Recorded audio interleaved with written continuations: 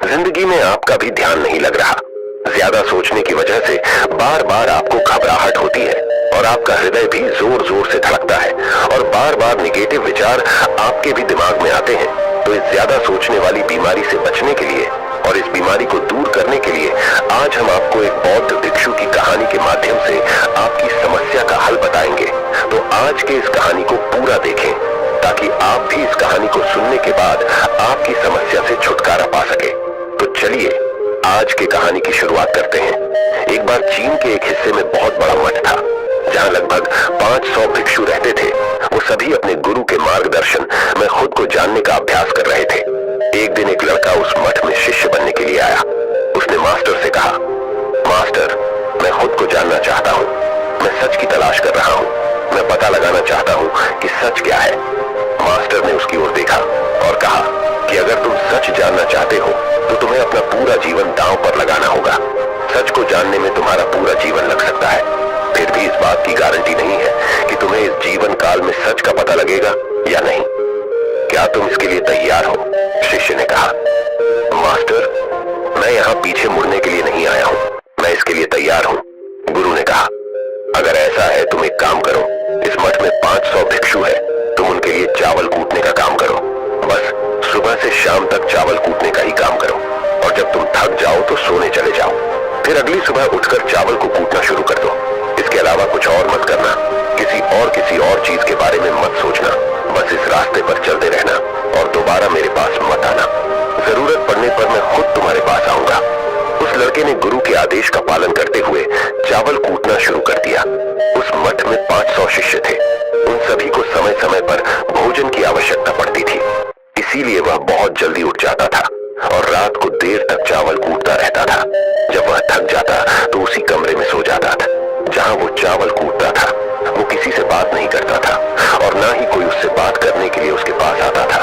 कुछ महीनों तक चावल कूटते हुए उसके मन में पुराने विचार आते रहे, लेकिन उन विचारों को कोई नया विषय नहीं मिला तो वह अपने आप ही मिट गए। धीरे धीरे उसके मन में विचार कम होने लगे। कुछ सालों के बाद तो वो अपना नाम तक ही भूल गया। वह हमेशा चुप रहता और विचारहीन अवस्था में बस चावल कूटता रहता। उसने ना तो कभी ध्यान किया था और न कभी शास्त्र पढ़ा था। मठ के बाकी शिष्य उसे मूर्ख समझते थे। ऐसा करते हुए 12 साल बीत गए। 12 साल बाद एक दिन मास्टर ने घोषणा की, अब मेरा आखिरी समय आ रहा है और मुझे अपना उत्तराधिकारी चुनना है जो मेरे बाद मठ का मुखिया होगा। इसीलिए मेरा कोई भी शिष्य है जिससे लगता है कि उसे आत्म साक्षात्कार हो गया है और उससे खुद को जान लिया है, तो रात को मेरे दरवाजे के पास आकर इस दीवार पर कुछ पंक्तियां लिखें जिसमें उसकी जिंदगी का सारा अनुभव समाया हो। कई शिष्यों ने ऐसा करने के बारे में सोचा, पर मठ के प्रमुख शिष्यों में से एक ने वहां जाकर कुछ पंक्तियां लिखी। उसे बौद्ध धर्म ग्रंथों का बहुत ज्ञान था। सभी शिष्यों को लगता था कि वो इस मठ का उत्तराधिकारी बन सकता है। उसने लिखा था कि मन एक दर्पण की तरह है जिस पर विचारों और इच्छाओं की धूल जमा हो जाती है। इस धूल को हटाने के लिए ही ध्यान है। जिसकी धूल हट जाती है और मन का दर्पण साफ हो जाता है, वो मोक्ष को प्राप्त कर लेता है। अगली सुबह जब मास्टर उठे और उन्होंने इन पंक्तियों को देखा और उन्होंने कहा कि किस बेवकूफ ने यह सब कचरा मेरी दीवार पर लिखा है। वो शिष्य जिसने यह लिखा था वो चुप रहा। हालांकि उसने जो पंक्तियां लिखी थी वो ज्ञान से भरी थी, लेकिन यह सब किताबी ज्ञान था। वो शिष्य बहुत चालाक था। उसने पंक्तियां लिखी पर उसने नीचे अपने हस्ताक्षर नहीं किए, क्योंकि वो स्वयं इसके बारे में निश्चित नहीं था कि ये सही है या नहीं, क्योंकि उसे आत्म साक्षात्कार नहीं हुआ था। गुरु ने पंक्तियों को पूरी तरह से खारिज कर दिया। ये देखकर सभी हैरान रह गए। ये घटना पूरे मठ में चर्चा का विषय बन गई। इस विषय पर बात करते हुए 2 शिष्य उस शिष्य के पास से गुजरे जो 12 साल पहले यहाँ आया था और दिन रात चावल कूटता रहता था। दोनों की चर्चा सुनकर वह धीरे से हंस पड़ा। दोनों शिष्य ने उसे पूछा कि तुम क्यों हंस रहे हो? दोनों शिष्य की नजर में यह चावल कूटने वाला तुच्छ ही भिक्षु था। किसी ने उसे ना तो कभी ध्यान करते हुए देखा था, ना ही कभी शास्त्र पढ़ते हुए। हर कोई उसे मूर्ख समझता था जो बस चावल को ही जानता था। उस मठ में बहुत बड़े बड़े विद्वान थे, लेकिन उस चावल कूटने वाले को किसी से कोई मतलब नहीं था। इसीलिए वह दोनों शिष्य उसे मुस्कुराता हुआ देखकर चकित रह गए। उन्होंने फिर उससे पूछा कि तुम क्यों हंस रहे हो? उसने जवाब दिया, मैं इसीलिए हंसा कि मास्टर सही बोल रहे हैं।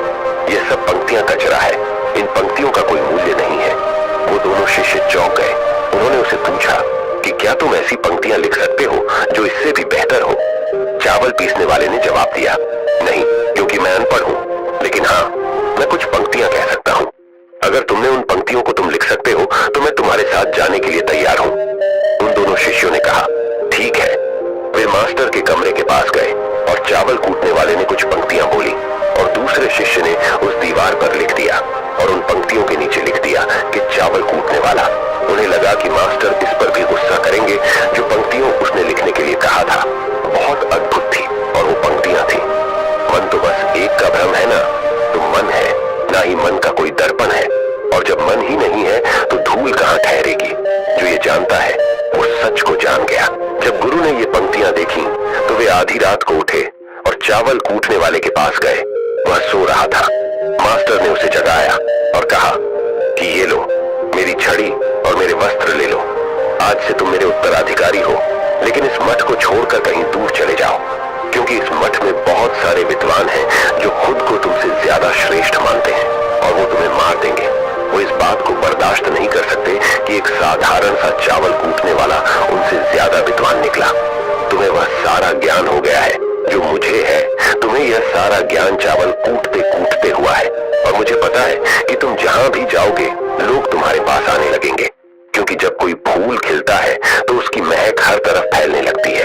उसने अपने गुरु के पैर छुए और रात को ही वहां से चला गया। अगर हम अपनी जिंदगी में देखें तो पाएंगे बहुत से लोग सोचते हैं कि ध्यान केवल एक ही जगह बैठकर आंखें बंद कर ही किया जा सकता है, लेकिन हकीकत में ऐसा नहीं है। ध्यान तो चलते चलते भी किया जा सकता है, अपना कुछ काम करते हुए भी ध्यान किया जा सकता है। असल में ध्यान का मतलब यह है कि आप जो भी काम कर रहे हैं उसे अपनी शिद्दत से करें कि आपको आपके शरीर का ख्याल भी ना रहे। बिल्कुल उस चावल पीसने वाले की तरह जो चावल कूटने में इतना मग्न हो गया कि उसको खुद का कोई ख्याल ही नहीं रहा।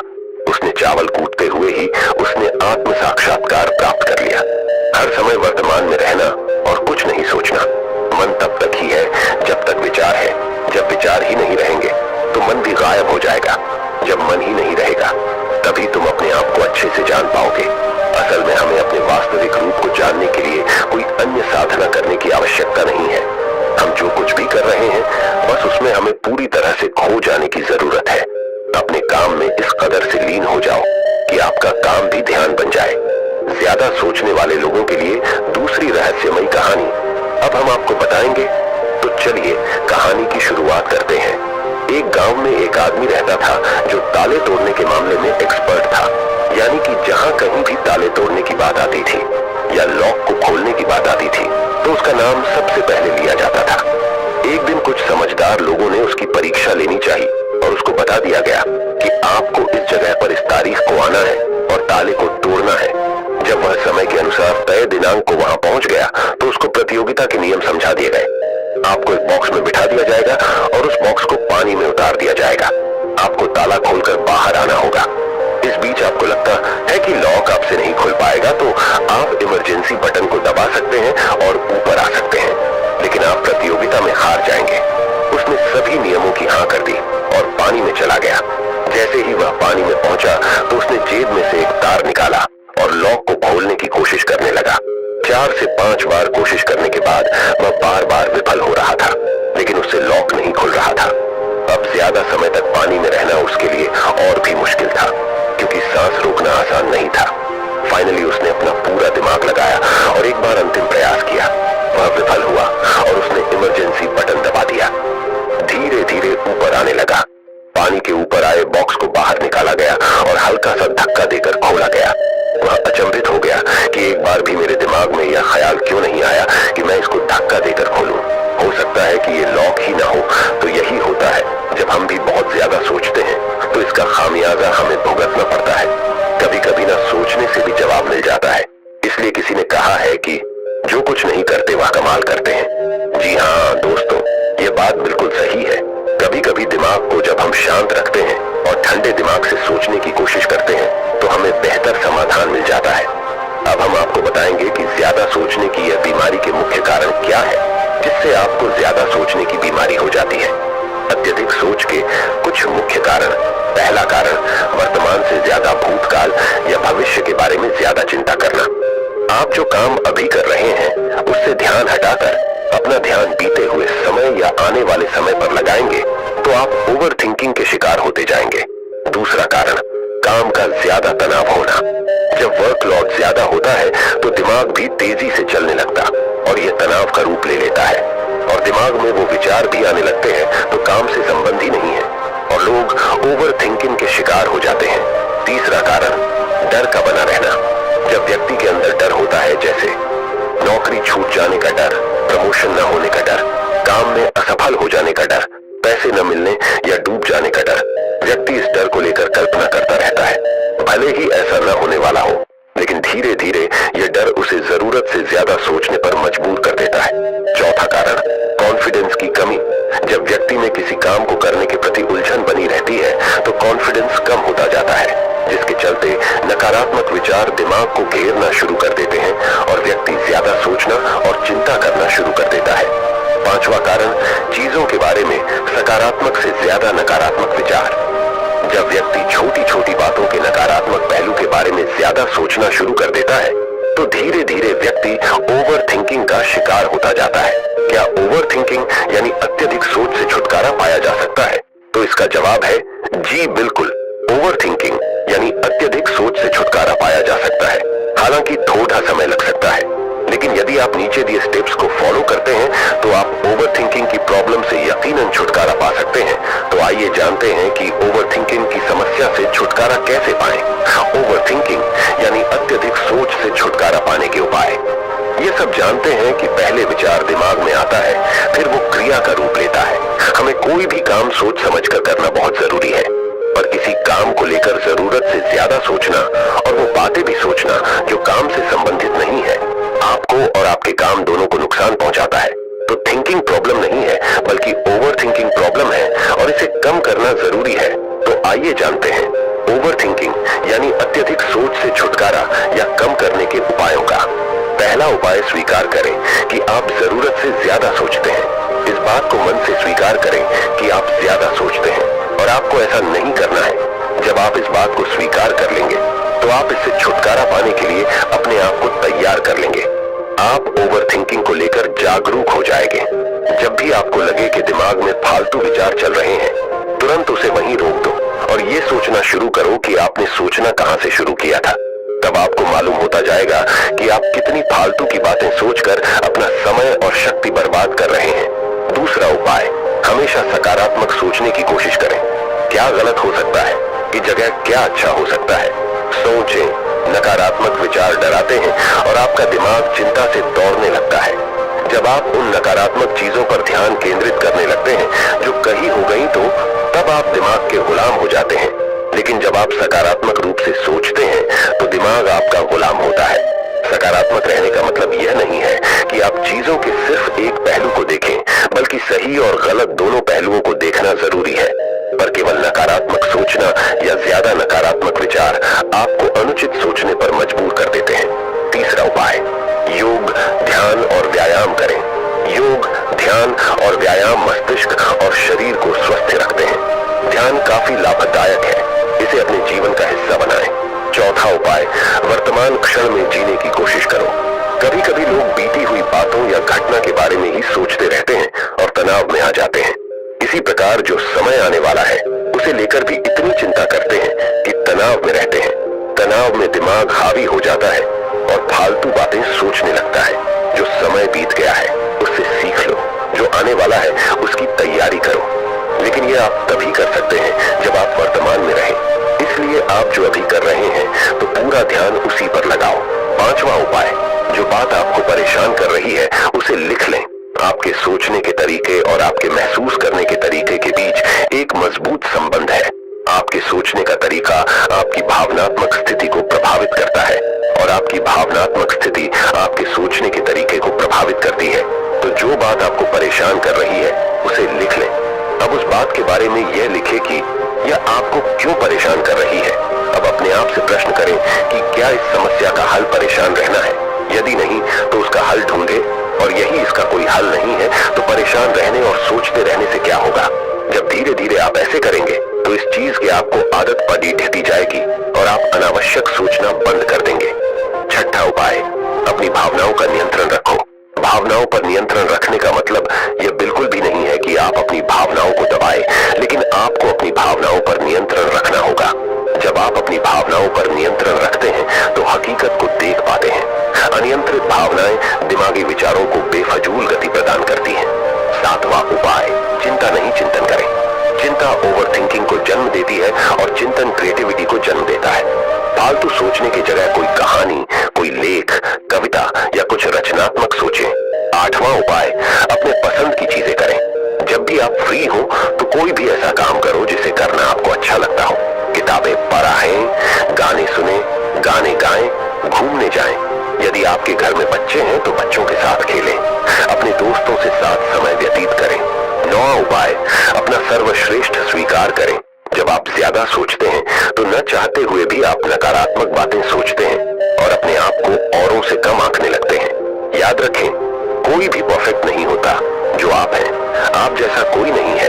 लोग क्या कहते हैं इस पर ध्यान देने की बजाय अपना सर्वश्रेष्ठ स्वीकार करें, अपने ज्ञान को बढ़ाते रहें और पॉजिटिव रहें। 10वां उपाय, मन को शांत रखें। आधुनिक जिंदगी भाग दौड़ता और तनाव भरी है।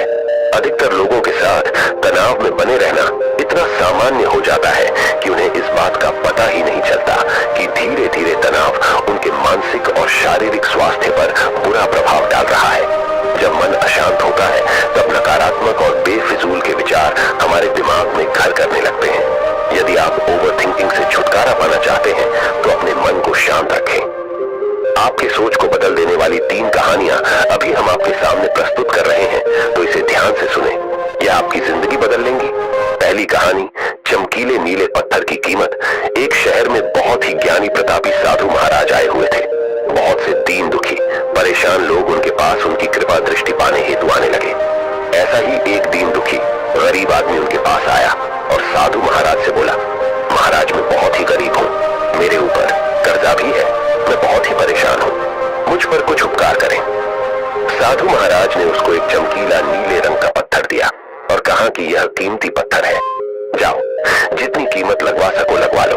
वो आदमी वहां से चला गया और उसे बचने के इरादे से अपने जान पहचान वाले एक फल विक्रेता के पास गया और उस पत्थर को दिखाकर उसकी कीमत जाननी चाहिए।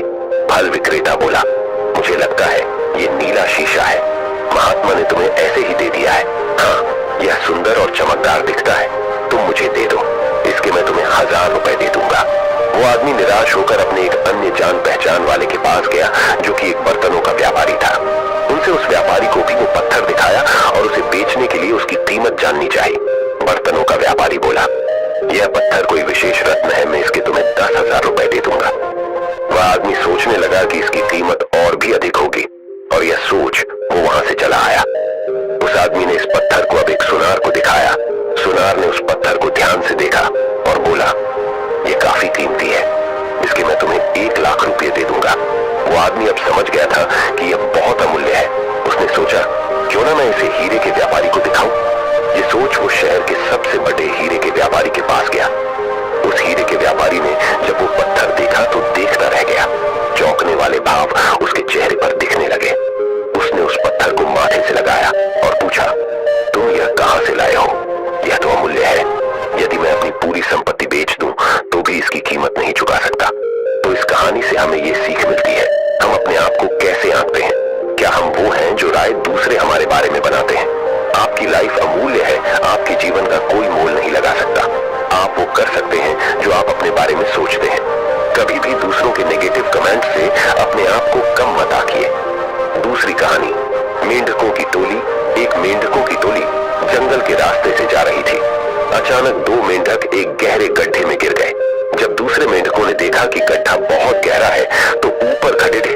सभी मेंढक चिल्लाने लगे, तुम दोनों इस गड्ढे से नहीं निकल सकते, गड्ढा बहुत गहरा है, तुम दोनों इसमें से निकलने की उम्मीद छोड़ ढाए दो। उन दोनों मेंढकों ने शायद ऊपर खड़े मेंढकों की बात नहीं सुनी और गड्ढे से निकलने के लिए लगातार वो उछलते रहे। बाहर खड़े मेंढक लगातार कहते रहे, तुम दोनों बेकार में मेहनत कर रहे हो, तुम्हें हार मान लेनी चाहिए, तुम दोनों को हार मान लेनी चाहिए, तुम नहीं निकल सकते। गड्ढे में गिरे दोनों मेंढकों में से एक मेंढक ने ऊपर खड़े मेंढकों की बात सुन ली और उछलना छोड़ कर वो निराश होकर एक कोने में बैठ गया। दूसरे मेंढक ने प्रयास जारी रखा। वो उछलता रहा जितना वो उछल सकता था। बाहर खड़े सभी मेंढक लगातार कह रहे थे कि तुम्हें हार मान लेनी चाहिए, पर वो मेंढक शायद उनकी बात नहीं सुन पा रहा था और उछलता रहा और काफी कोशिशों के बाद वो बाहर आ गया। दूसरे मेंढकों ने कहा, क्या तुमने हमारी बात नहीं सुनी? उस मेंढक ने इशारा करके बताया कि वो उनकी बात नहीं सुन सकता क्योंकि वो बहरा है, सुन नहीं सकता, इसलिए वो किसी की भी बात नहीं सुन पाया। वो तो यह सोच रहा था कि सभी उसका उत्साह बढ़ा रहे हैं। इस कहानी से हमें यह सीख मिलती है कि 1. जब भी हम बोलते हैं उनका प्रभाव लोगों पर बेदिहाता है, इसलिए हमेशा सकारात्मक बोलें। 2. लोग चाहे जो भी कहें, आप अपने आप पर पूरा विश्वास रखें और सकारात्मक सोचें। 3. कार्यदही मेहनत, अपने ऊपर विश्वास और सकारात्मक सोच से ही हमें सफलता मिलती है। तीसरी कहानी, चील और मुर्गी। एक जंगल में बरगद का पेड़ था। उस पेड़ के ऊपर एक चील घोंसला बनाकर रहती थी जहां उसने अंडे दे रखे थे। उसी पेड़ के नीचे एक जंगली मुर्गी ने भी अंडे दे रखे थे। एक दिन उस चील के अंडों में से एक अंडा नीचे गिरा और मुर्गी के अंडों में जाकर मिल गया। समय बीता, अंडा फूटा और चील का बच्चा उस अंडे से निकला और वह यह सोचते बड़ा हुआ कि वो एक मुर्गी है। वो मुर्गी के बाकी बच्चों के साथ बढ़ा हुआ। वह उन्हीं कामों को करता जिन्हें एक मुर्गी करती है। वो मुर्गी की तरह ही कुदाता, जमीन खोद कर दाने चुगता और वो इतना ही ऊंचा उधर जा पाता जितना कि एक मुर्गी उधर जाती है। एक दिन उसने आसमान में एक चील को देखा जो बड़ी शान से उड़ता रही थी। उसने अपनी मुर्गी माँ से पूछा कि उस चिड़िया का क्या नाम है जो इतना ऊंचा बड़ी शान से उड़ता रही है। मुर्गी ने जवाब दिया, वह एक चील है।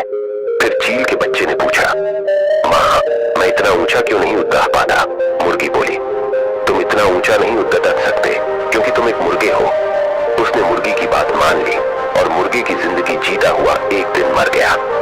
इस कहानी से हमें यह सीख मिलती है कि जो भी हम सोचते हैं या कुछ नया करने की कोशिश करते हैं तो दूसरे हमें यह कहकर रोकते हैं कि तुम ऐसा नहीं कर सकते, ऐसा नहीं हो सकता, और हम अपना इरादा यह सोचकर बदल लेते हैं कि वाकई मैं यह नहीं कर सकता और हार मान लेते हैं। इसका मुख्य कारण है अपने ऊपर भरोसा न होना, अपनी शक्तियों पर भरोसा न होना, अपने काम पर भरोसा न होना। दोस्तों, जो लोग कहते हैं कहने दीजिए, लोगों का काम है कहना। अपने आप पर भरोसा रखें, अपने आप को पहचानें। दोस्तों, अगर जीत निश्चित हो तो कायर भी LDDH जाते हैं। बहादुर वो कहलाते हैं जो हार निश्चित हो फिर भी मैदान नहीं छोड़ डालते। मित्रों, उम्मीद करता हूँ कि आपको इन 3 कहानियों से अपनी सोच को बदल लेने में मदद मिली होगी और आपको अपने ज्यादा सोचने वाली समस्या से छुटकारा पाने के उपाय भी इस वीडियो के माध्यम से आपको मिले होंगे। इस वीडियो से आपको कुछ सीखने को मिला हो तो इस वीडियो को अपने दोस्तों के साथ जितना हो सके उतना शेयर कीजिए और इस वीडियो के एक लाइक कीजिए और हमारे चैनल को सब्सक्राइब कीजिए। इस वीडियो को देखने के लिए आपका बहुत बहुत धन्यवाद। नमो बुद्धाय।